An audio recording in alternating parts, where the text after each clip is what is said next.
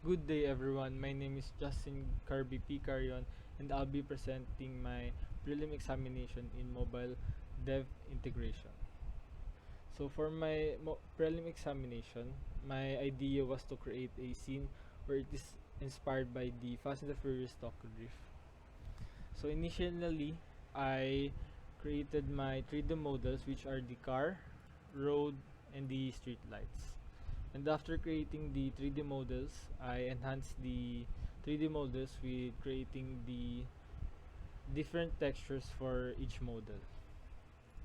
As you can see, we have our road, street light, and our car. And the next step was the implementing the animation for our car. So it could be drifting around the road, and we have here our output for the animation. As you can see, it is drifting around the road, and that's it for the blender part.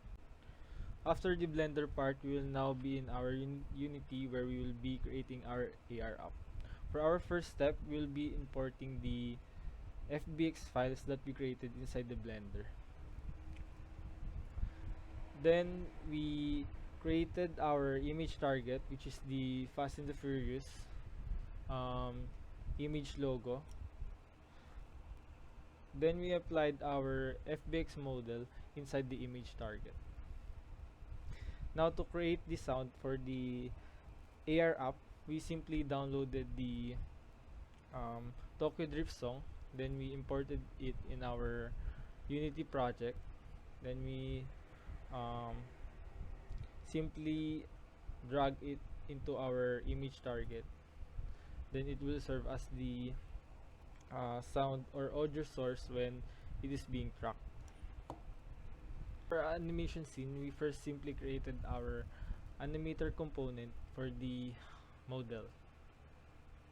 Then inside the animator tab, we created a new state, a empty state, where we drag the animation of the model inside the motion. Next is we created our animator controller, which will be used as the controller for the animator inside the model.